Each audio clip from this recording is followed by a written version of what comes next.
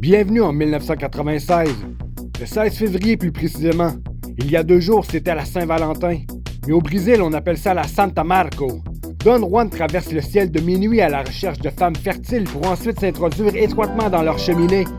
Le matin du 15 février, des milliers de femmes sont enfin de bonne humeur et des milliers d'hommes pourront regarder l'UFC du 16 février 1996. C'est le futur, car Motorola vient d'annoncer leur tout nouveau flip. On voit également un nouveau phénomène arriver, les Pogs. Vous vous en souvenez? Non mais quelle façon originale de recevoir une lame de scie en plein dans la rétine! Côté musique, un classique de tous les temps.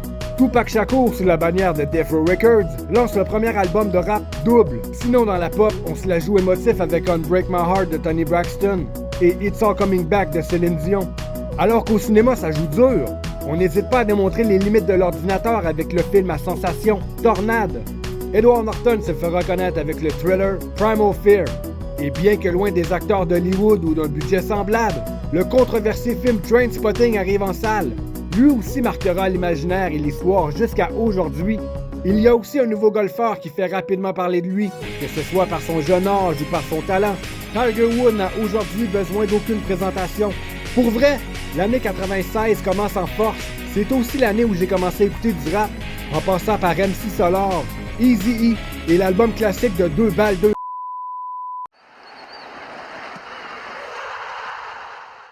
À l'aube du 21e siècle, une nouvelle catégorie de combattants émerge, fusionnant la finesse et la maîtrise de l'art avec le cœur au ventre du batailleur de rue de fin de semaine. Les combattants ultimes, le futur est là. Maintenant, ce soir, The Ultimate Fighting Championship numéro 8.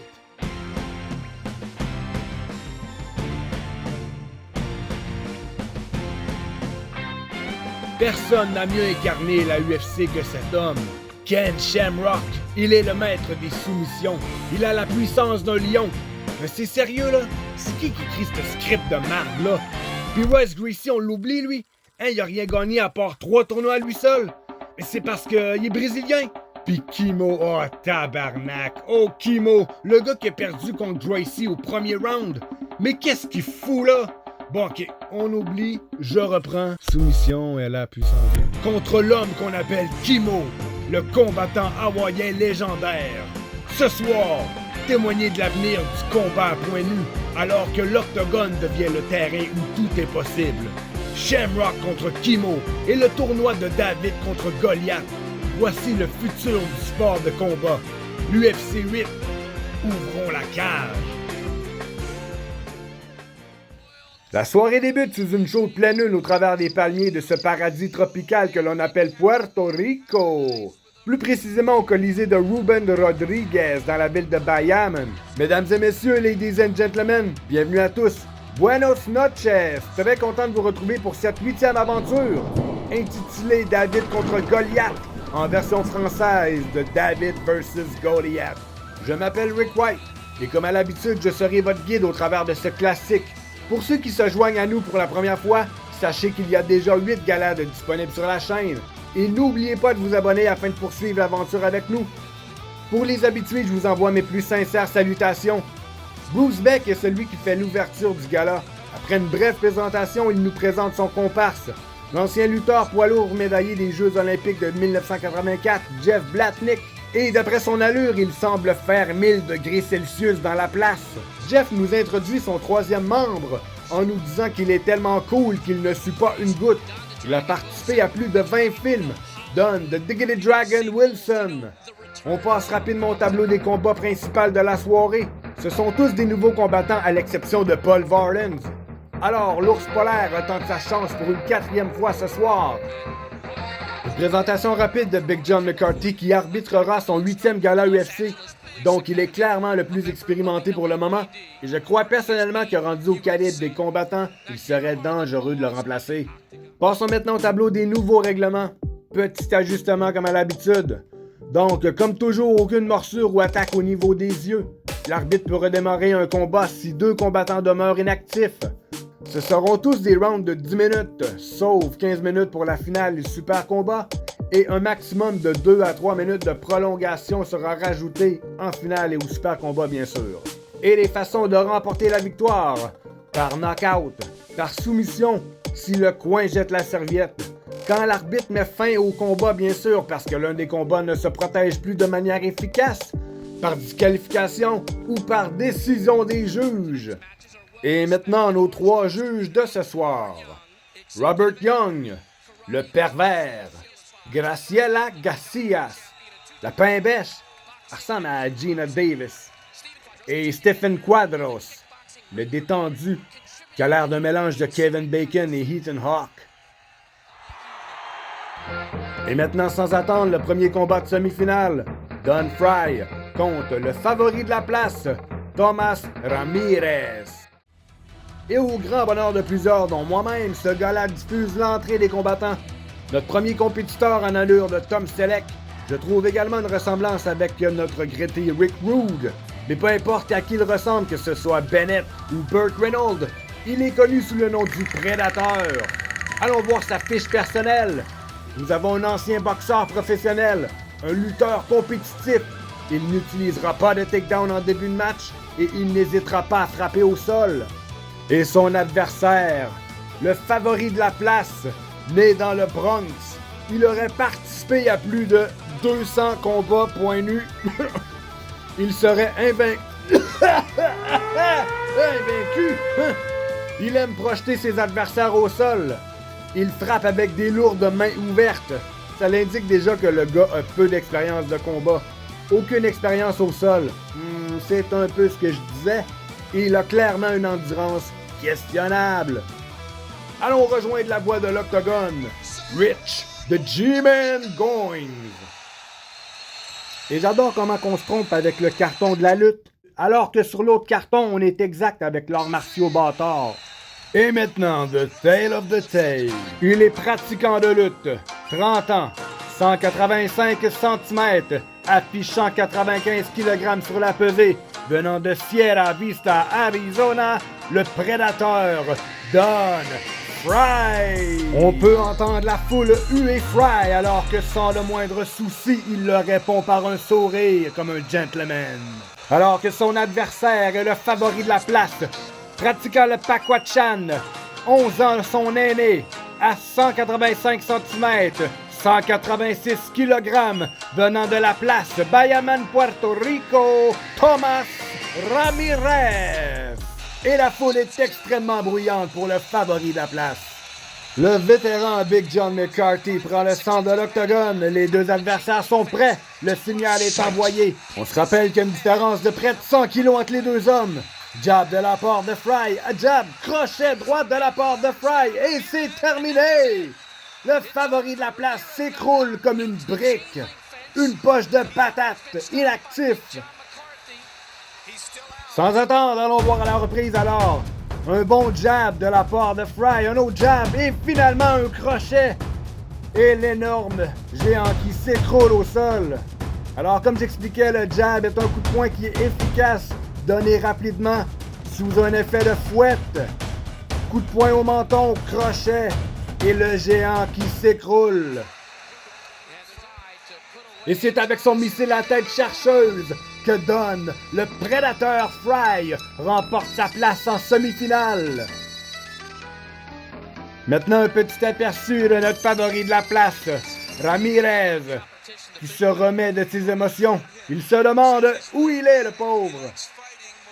Et voilà une poignée de partisans bien satisfaits de son knockout, effectué en 10 secondes par Don, le prédateur Fry. Et maintenant, le prochain combat, Joe Moreira contre Paul, le retour de Paul l'ours polaire Varland. Alors ici, on décrit Joe Moreira comme étant le prochain prodige, le prochain Royce Gracie, celui qui va remettre le Jiu-Jitsu sur la map dans l'UFC. Mais pour l'instant, j'ai l'impression d'avoir quelqu'un qui tremble et shake. Sa fiche personnelle, c'est un maître des soumissions. Il sera bien effectivement plus confortable au sol. Il frappera s'il est frappé. Et il préfère les clés de bras par-dessus les clés de jambes. Et son adversaire, le bien-aimé, l'ours polaire, Paul Varland, qui fait son retour, digne du méchant dans Rocky IV. Et j'adore l'intensité de son accompagnateur jusqu'à l'octogone. Je peux presque lire sur ses lèvres. You gotta fuck him up. Knock that bitch-ass motherfucker. Beat his ass down. Ça me laisse une impression de déjà-vu. I have had it with these motherfucking snakes on this motherfucking plane. Alors cette fois-ci, nous avons un Paul Varelans avec une nouvelle stratégie. Alors il croit toujours à la puissance par-dessus la technique. Il est limité dans les soumissions. Il a des énormes coups de coude. Et il se qualifie maintenant comme étant un penseur qui va réfléchir à peut-être une stratégie, à peut-être quoi faire. Allons-y avec The Tale of the Tape par Rich Going. Pratiquant de Jiu-Jitsu et de Judo. 33 ans, mesurant 156 cm, pesant 93 kg, venant de Rio de Janeiro, Brésil, Joe Moreira. Alors que notre Goliath du deuxième combat de la soirée, le vétéran, pratiquant le freestyle, 26 ans, mesurant 207 cm, pesant 136 kg, maintenant venant de San Jose, Californie, Paul, l'ours polaire, Varelans. Et j'ai l'impression qu'avec sa nouvelle coupe de cheveux et sa nouvelle barbe, il a l'air encore plus badass. Alors exactement, messieurs, la UFC, ça roule, ça roule. Et j'ai l'impression de l'avoir déjà vu à quelque part dans un film, jouant les méchants. Je vais faire une petite recherche avant la fin de l'épisode. Ouais, parce qu'en 90, les méchants, on les appelait les méchants. Big John McCarthy qui prend place au centre de l'octogone. Le signal est envoyé. Paul Varelans prend le centre de l'octogone. Coup de pied de défense de la part de Moreira. Les deux adversaires se jaugent. Jab de la part de Varelans. Coup de pied de la part de Moreira. Et Moreira rentre dans la garde de Varelans. Coup de poing. Alors Moreira quitte le clinch avec un coup de poing à l'ours. Karaté chop de la part de l'ours polaire. Mouvement très inefficace. Alors toujours en clinch une deuxième fois. Moreira qui essaie probablement de jeter l'ours polaire au sol. Droite, gauche. Et maintenant un échange des deux combattants. Moreira qui garde ses distances. 1 minute de passé, 1 minute et demie de passé dans le combat. Coup de pied de la part de Moreira. Alors Paul Varelans qui lève la jambe. Moreira qui rentre dans la garde de l'ours polaire. L'ours polaire qui maintient Moreira. Coup de boule. Coup de tête de la part de l'ours. Un autre coup de pied de la part de Moreira. Alors, 3 minutes de passé jusqu'à maintenant dans le combat. Un bon coup de poing de la part de l'ours polaire dans le visage de Moreira. On peut voir que Moreira est en offensive. Rentre quand même dans la garde de l'ours polaire. Garde une distance. Moreira qui se sauve. Et maintenant, la moitié du combat, la moitié du round est passée dans le combat. Moreira qui garde toujours ses distances. L'ours polaire qui est toujours dans le centre de l'octogone. Il reste moins de 4 minutes au round. Coup de pied de la part de Varelans. Un coup de pied sloppy. Moreira qui rentre encore une fois dans la garde de l'ours polaire. L'ours polaire qui envoie des uppercuts, des jabs. Moreira qui garde ses distances. L'ours polaire toujours au centre de l'octogone. Coup de pied, défense. Moreira est toujours actif.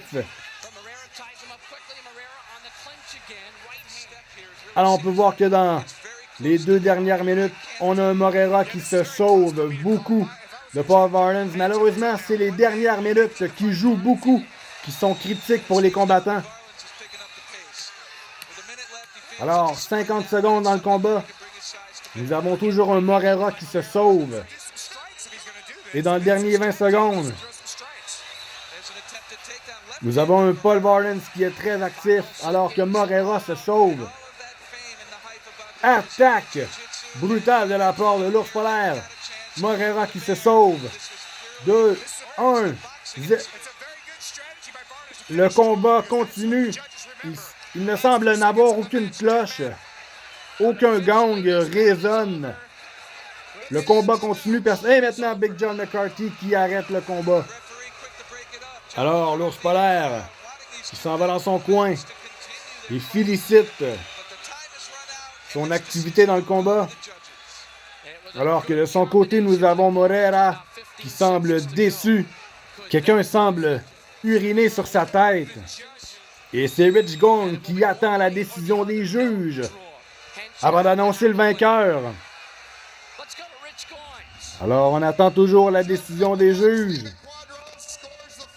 Quadros vote pour Vardens. Nous avons Casillas qui vote pour Vardens. Et Robert Young qui vote... Ah, pénis, ok. Alors, à l'unanimité, Paul Vardens, 2 cartons sur 3. Et c'est sans aucun doute que Paul, l'ours polaire Vardens, mérite sa place en semi-finale contre Don, le prédateur Fry.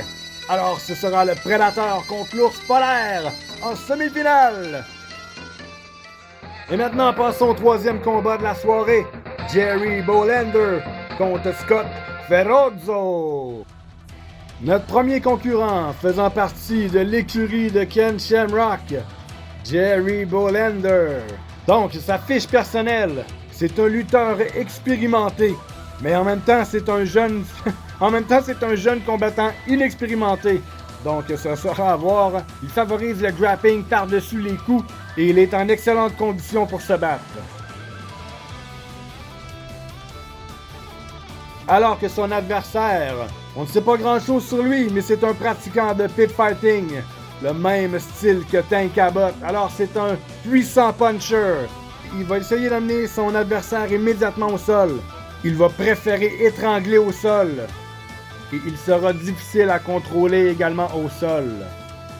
Donc il serait préférable de ne pas l'amener au sol.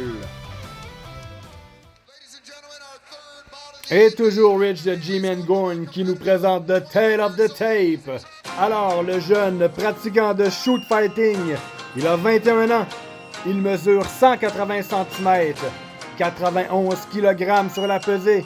Il vient de Lackford en Californie, Jerry Bohlander.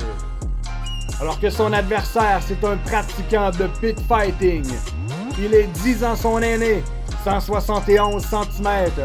150 kg venant de Las Vegas, Nevada, Scott Ferrozzo. Ou Ferrozzo. Big John McCarthy, il prend le centre de l'octogone. Les deux adversaires sont prêts. Le signal est envoyé. Alors nous remarquons bien que Scott Ferrozzo porte les mêmes gants que Tank Abbott, pratiquant de pit fighting. Alors on s'attend à quelqu'un qui va donner des excellents coups de poing, j'imagine. 2 coups de poing au visage de la part de Ferrozzo. Il maintient Bohlander au niveau de la cage. Projection au sol. On se relève, on le relève. Projection, deuxième projection au sol. Ce n'était rien à voir à comparer de Dan la Bête Severn. Mais c'était quand même agréable à voir. Alors, on a le Goliath qui prend le dessus sur notre David ce soir. Ferrozzo toujours en contrôle de Bohlander. Bohlander qui a choisi un maillot comme style Shamrock. On pousse Bohlander au niveau de la grille. Alors notre Goliath a un total contrôle sur notre David. Bohlander est pris dans la guillotine. Après plus d'une minute dans le combat, coup de genou de la part de Ferrozzo. On a maintenant notre David qui s'agenouille, prend son souffle.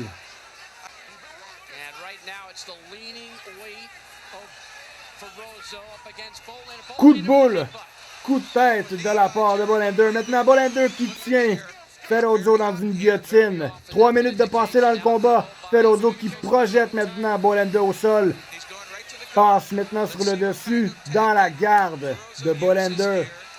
Alors on a Ferrozzo qui est couché comme un vieux mari fatigué de faire l'amour avec la même femme.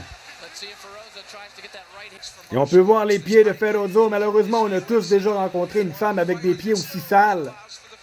Et à ce moment, Ferrozzo vient de jouir. Il est complètement inactif. Big John McCarthy les relève. Les adversaires sont chacun dans leur coin. Il reste 4 minutes 45 secondes au combat. Nous avons Bollander qui prend conseil. Et avec ce genre de sourire, on peut penser autre chose qu'on est dans la merde jusqu'au cou. Bollander qui est nullement intimidé par la stratégie de Ferenzo. Coup de pied, leg kick de la part de Bollander. Il reste maintenant 4 minutes dans le combat. Bollander qui maintient Ferozo en guillotine encore une fois. On agrippe également le maillot. Il reste 3 minutes dans le combat. 6. Big John McCarthy sépare les deux hommes. Alors on peut voir qu'effectivement, on a un athlète qui est bien conditionné, il a un excellent cardio, il peut continuer longtemps. Un bon leg kick de la part de Bollander. 2 minutes 40 restant dans le combat. Tentative de leg kick de la part de Bollander. On peut voir que Ferozo se maintient loin. Essaie maintenant d'agripper Bollander. Bollander qui maintient Ferozo. Essaie maintenant d'étrangler Ferozo avec son propre maillot. Il reste 2 minutes dans le combat. Est-ce que Ferozo va être étranglé avec son propre maillot? Coup de poing de la part de Ferozo. Moins de 2 minutes dans le combat. Et c'est Ferozo qui projette au sol. Oh, Bollander qui réplique. Coup de genou. Alors on peut voir qu'il est très efficace. Un excellent lutteur, Bollander, qui maintient maintenant Ferozo en guillotine. Et par épuisement, Ferozo abandonne. Il tape sur la cuisse de Bollander. Un deuxième David ce soir qui remporte la victoire contre Goliath. On peut voir l'écurie de Ken Shamrock. Alors, on a eu une partie du combat qui était au sol, avec un Ferozo qui était peu actif. Un clinch, tentative d'envoyer Bollander au sol. On peut voir la transition faite par Bollander, l'expérience du lutteur qui maintient immédiatement Ferozo en guillotine. Par épuisement, Ferozo abandonne. Alors, une victoire durement, chèrement méritée ce soir par Jerry Bollander, qui se qualifie en semi-finale pour l'UFC numéro 8. Alors, jusqu'à maintenant, on peut voir que d'un UFC à l'autre, le calibre des athlètes s'améliore. Notre prochain et dernier combat des quarts de semi-finale, Paul Herrera contre Gary Goodbridge. Alors, on a une courte entrée de la part de Paul Herrera. Sa fiche personnelle.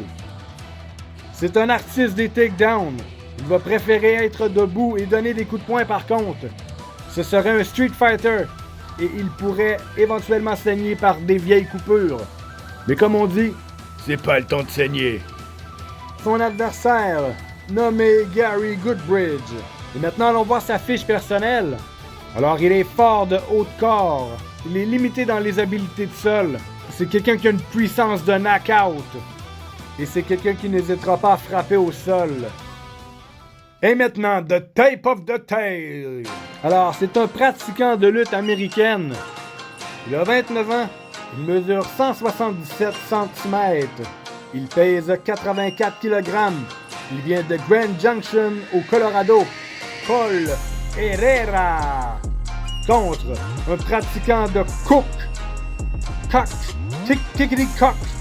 Cook Soul One. 30 ans. 190,5 cm. 117 kg. Venant de Barrie, Ontario, au Canada.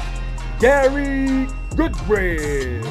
Ça sonne bien, hein? Goodbridge. Et le vétéran Big John McCarthy qui s'assure que les deux combattants sont prêts à nous envoyer une incroyable quart de semi-finale.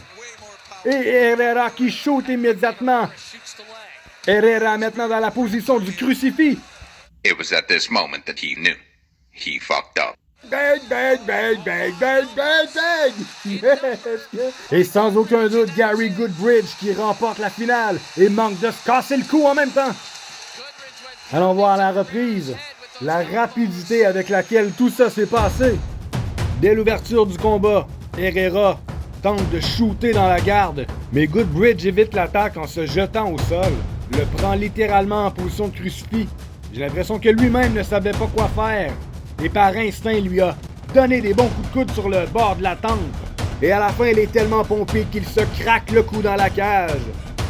Une excellente prestation, une excellente démonstration de puissance, de rapidité et de force de la part de Gary Goodridge qui a mis knockout son adversaire en 13 secondes.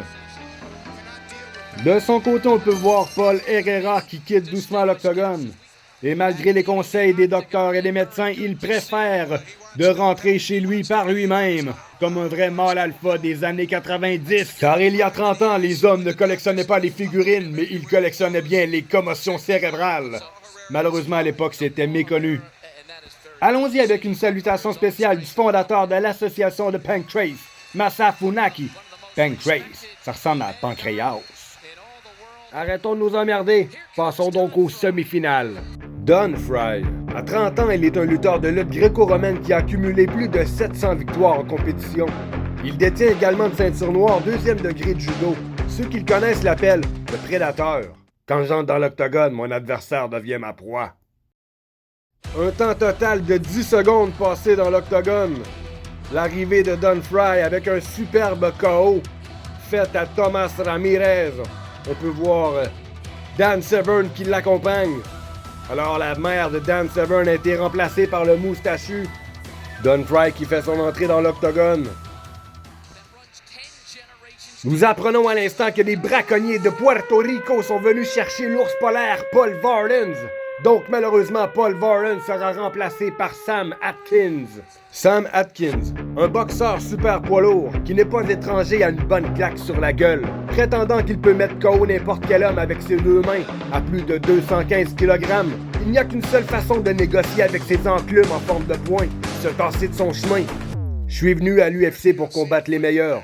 On se voit dans l'octogone, les garçons et les filles. Ça sonne bizarre, dit comme ça.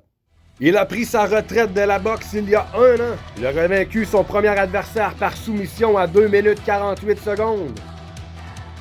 Il enseigne la boxe comme autodéfense à quelque part à Houston. Sam, l'expérience Atkins. Alors c'est le combattant de remplacement ce soir. Il fait son entrée pour son 2e combat de la soirée.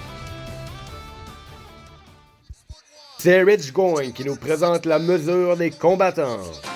Pratiquant de lutte, âgé de 30 ans, mesurant 185 cm, pesant 93 kg, venant de Sierra Vista, Arizona, Dan, le prédateur Frye. Et son adversaire de remplacement, un boxeur âgé du même âge que lui, 190,5 cm, pesant 120 kg, venant de Houston, Texas, Sam, l'expérience Atkins.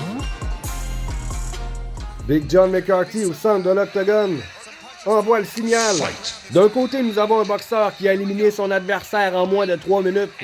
Alors je m'attends à une semi-finale bien excitante. 2 boxeurs l'un contre l'autre. Les deux s'envoient des jabs. Alors nous avons une fausse patte du côté de Don Frye. Une tentative de takedown en moins de 20 secondes de la part de Don Frye.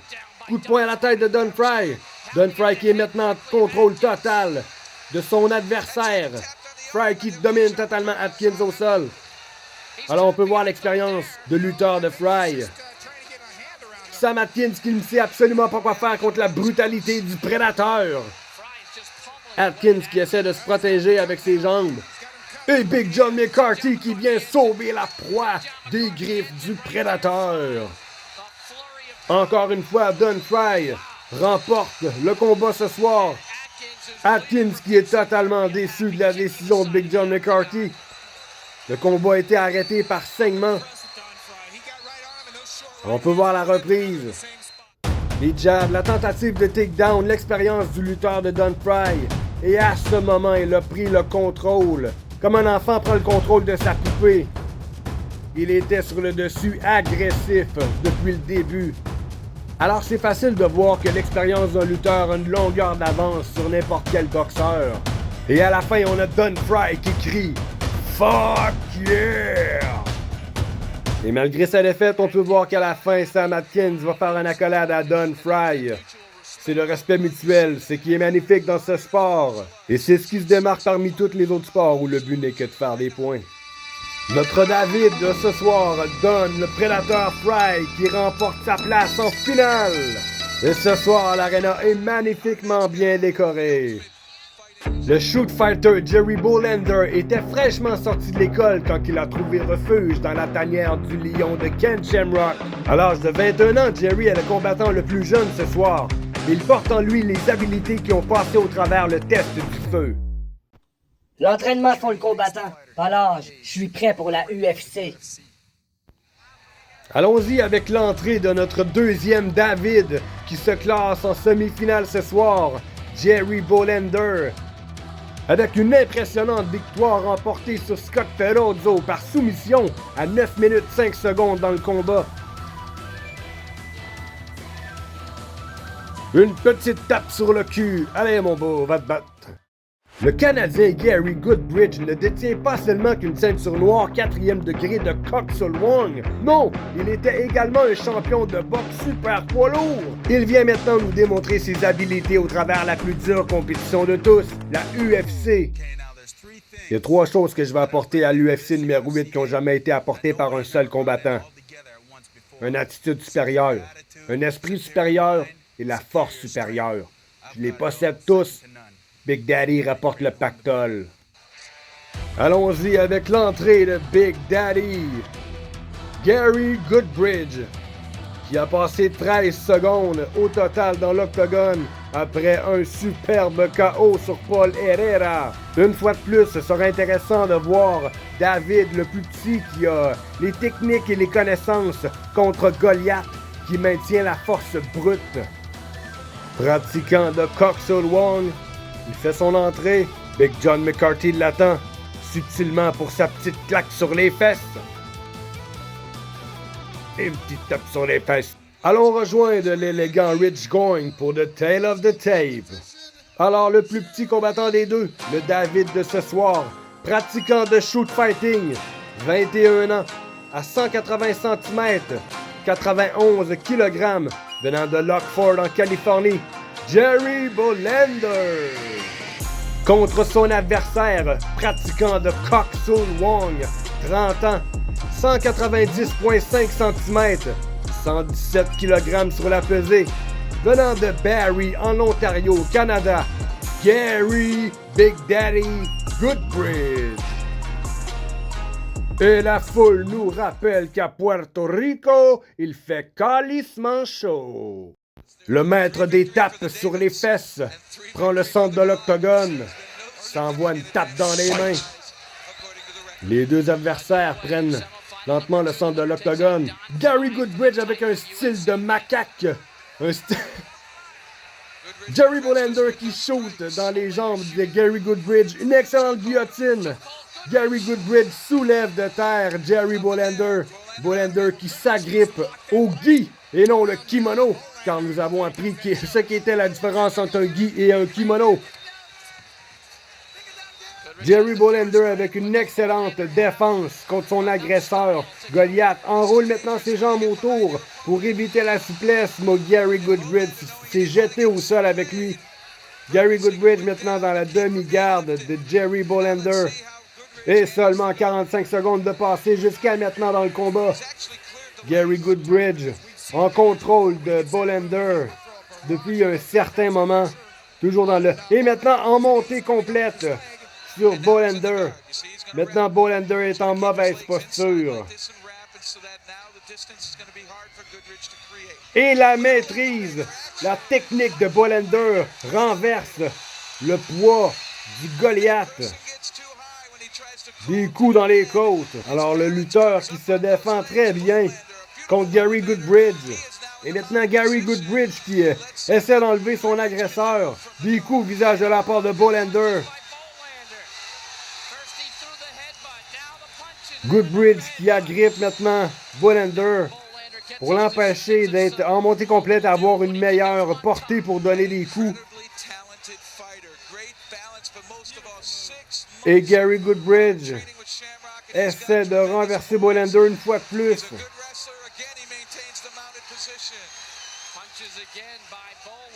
Il reste 6 minutes, 20 secondes dans le combat. Bollander toujours sur le dessus. Du coup de poing au visage de Gary Goodbridge. Alors Bollander qui marque des points jusqu'à maintenant dans le combat. Et c'est Gary Goodbridge qui, par la force brute, renverse la situation avec 6 minutes restantes dans le combat. On a un Gary Goodbridge qui tente d'avoir une meilleure position. Une attaque, un coup de poing au visage de Bollander. Un autre coup de poing au visage de Bollander de la part de Gary Goodbridge. Bollander qui place ses visages pour intercepter, interpeller Gary Goodbridge. Et Goodbridge qui place son genou sur le visage de Bollander à la façon Tank à Abbott. Alors Goodbridge qui se retient dans la cage. On essaye de stomper, on essaye de piétiner Bollander. Bollander qui tente une clé de jambe à Gary Goodbridge. On attrape la jambe. Des coups de poing au visage de Bollander et Big John McCarthy qui arrête le combat à 4 minutes 26 secondes. Mesdames et messieurs, Gary Goodbridge qui élimine Jerry Bollander en 6 minutes et 34 secondes. Alors, notre Goliath qui passe en finale contre le prédateur Don Fry. Il fait tellement chaud que même les commentateurs principaux ont dit rien à foutre du veston protocolaire. Ils ont l'air de sortir d'un film des années 80. Des travailleurs à la bourse qui travaillent plus de 80 heures dans le même bureau. Les bourreaux de Wall Street. Ils sont 3. Il fait chaud. Ils vont se faire chier. Un film d'enculés pour des enculés qui vont se faire... Et dans la version originale, nous avons la chance d'avoir Dan, la bête Severn, qui se joint à nous pour la partie des commentaires. Alors que de notre côté, j'ai la chance d'avoir le seul et l'unique ancien commentateur de la WWF à la lutte, Raymond Rougeau. Ouais, ben c'est ce que j'aurais dit s'il aurait répondu à son MSN. Ce soir, au mur des honneurs, nous accueillons Paul, l'ours polaire Varlins, qui n'a pu terminer le tournoi de ce soir à cause d'une blessure. Il nous a offert 4 soirées mémorables dans une époque où les vrais guerriers se rassemblaient dans l'octogone. Un auditeur avait soulevé le fait qu'il était malheureusement décédé. Alors, rendons-lui hommage une dernière fois tous ensemble. Et pour ceux qui auraient des suggestions à faire pour le mur des honneurs, eh bien sachez que je suis ouvert à tout commentaire. Et c'est ce qui termine fièrement le mur des honneurs ce soir. Et maintenant, le tant attendu par personne, Super Fight entre Ken Shamrock et Kimo. Kimo s'est fait remarquer à l'UFC numéro 3 avec son entrée spectaculaire en portant une croix comme Jésus et son impressionnante masse de muscles. Mais cette fois-ci, il sert d'avertissement anti-stéroïde. Après avoir perdu contre Royce Gracie, c'est un honneur de revenir me battre contre un autre gros nom. Mon pire adversaire, c'est moi-même. C'est moi-même. Et c'est le gang qui résonne. L'arrivée de l'homme d'outre-tombe, le motherfucker.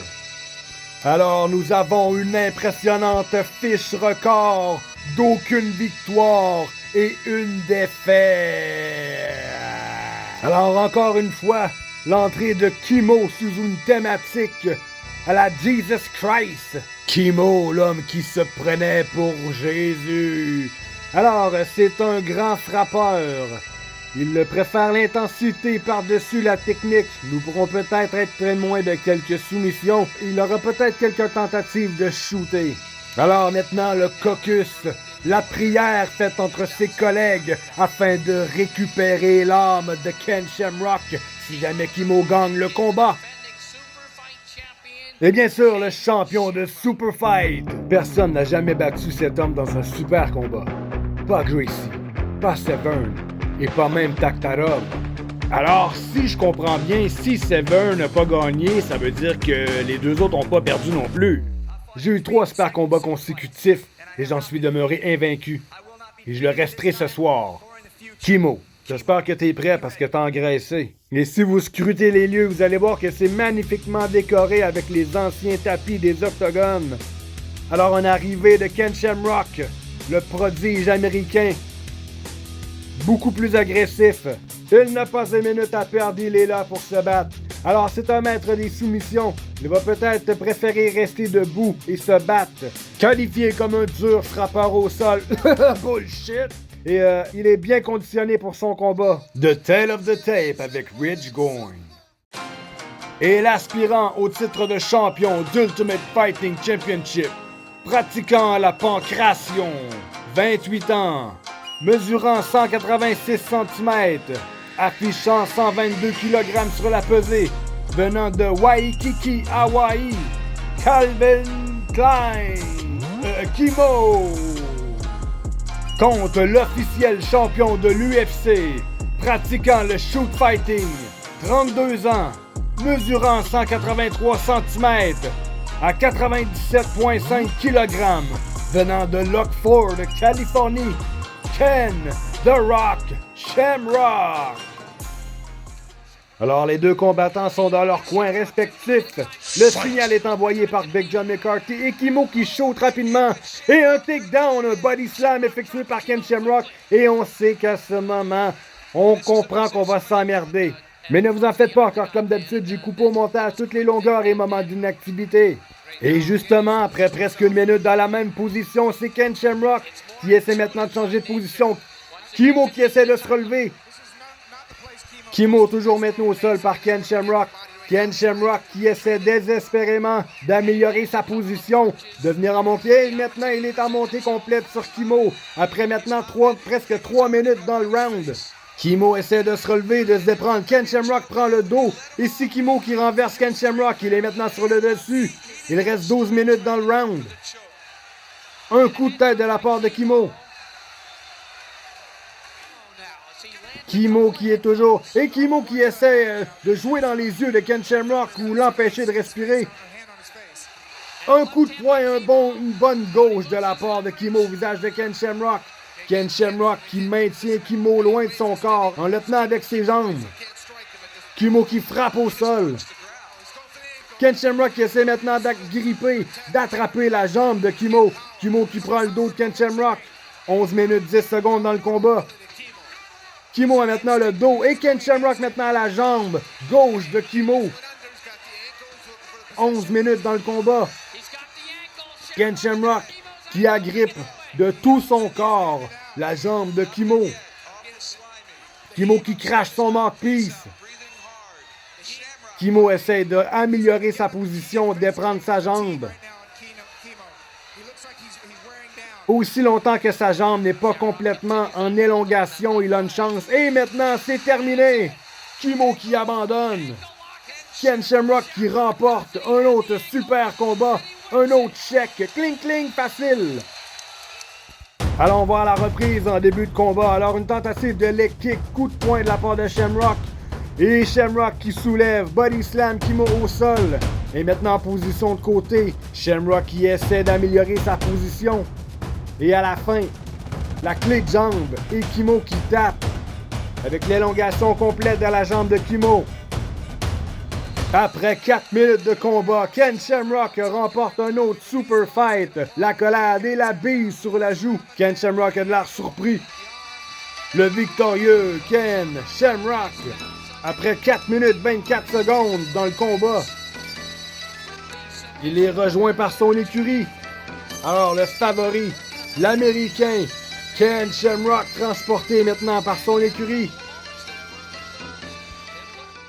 Nous avons également une entrevue de Ken Shamrock, mais ça n'a aucune importance qu'est-ce qu'il a à dire. Et une fois de plus, le tapis de l'octogone, magnifiquement dessiné. Et c'est plus de 13 000 personnes qui se sont déplacées ce soir.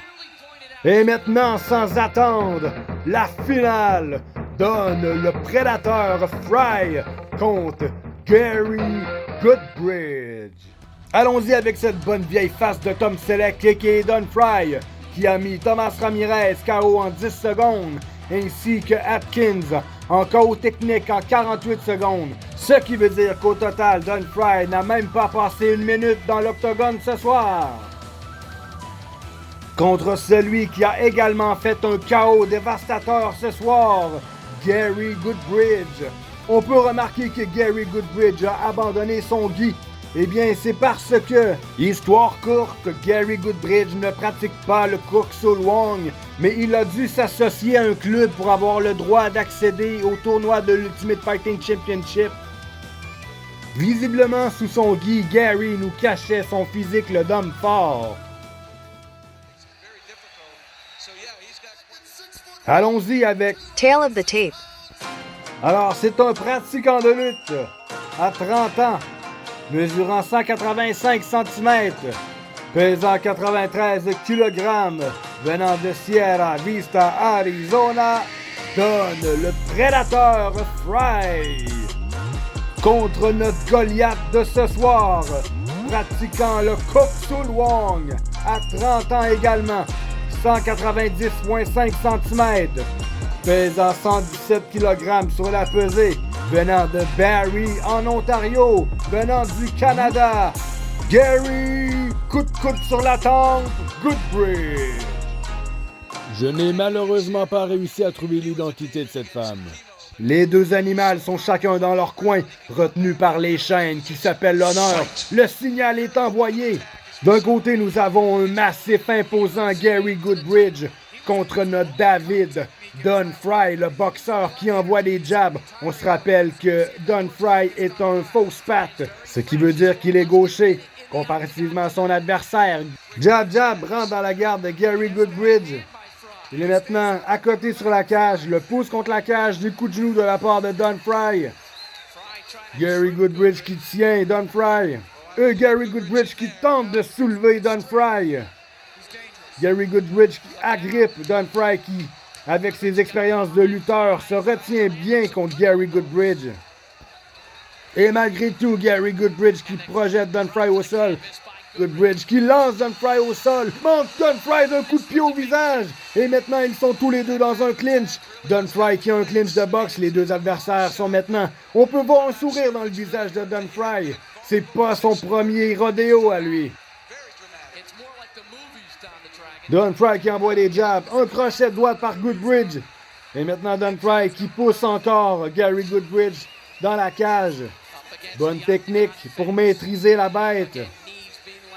Alors le David qui envoie des coups au ventre du Goliath. Toujours en clinch. Des uppercuts de la part de Fry, des bons uppercuts qui sonnent Gary Goodbridge. On voit bien que Goodbridge est sonné. Goodbridge qui s'empare maintenant du corps de Don Fry.